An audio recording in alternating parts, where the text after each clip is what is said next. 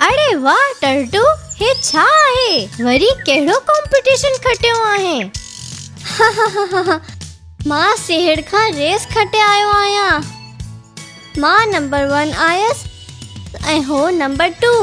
ओहो टर्टू, number 1 number 2 न हूंदो आहे। तूं फर्स्ट आयो आहीं ऐं सिहड़ सेकेंड। कंहिं बि शइ जी पोजीशन ऐं रैंक असां ऑर्डिनल नंबर सां ॿुधाईंदा आहियूं। ऑर्डिनल नंबर्स इहे छा थींदा आहिनि?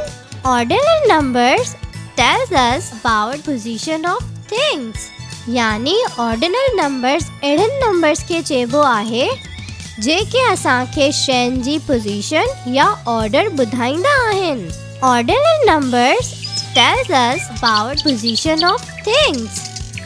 Example first, second, third, fourth and fifth. हाणे हिन ट्रेन जे दॿनि खे ॾिस। हे ट्रेन जो फर्स्ट दॿो या कैरेज आहे ऐं हे second, third, fourth, fifth, sixth, seventh, eighth, ninth ऐं 10th। हर कैरेज पंहिंजे पोजीशन मुताबिक जुड़ियल आहे, अॻियां पोयां न आहे। वाह स्मार्टू, हे ऑर्डिनल नंबर्स त तमामु कम जा आहिनि। छा हे सिर्फ़ 1 खां 10 ताईं जी पोजीशन ॿुधाइनि था?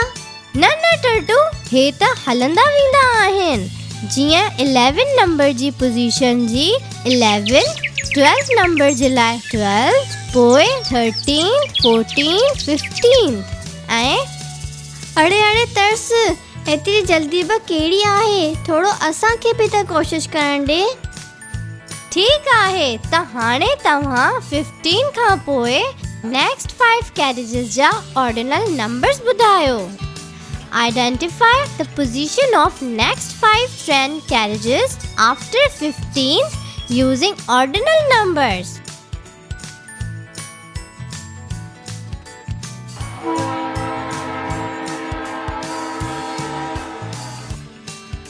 बिल्कुल सही। 16 नंबर जी पोजीशन खे असां 16th चवंदा आहियूं, 17 खे 17th, 18 खे 18th, 19 खे 19th, 20 खे 20th। छा तव्हांजो जवाब मुंहिंजे जवाब जहिड़ो हुयो? ज़बरदस्त। अचो, असां तुंहिंजी फर्स्ट अचण जी ख़ुशी में पार्टी कयूं था।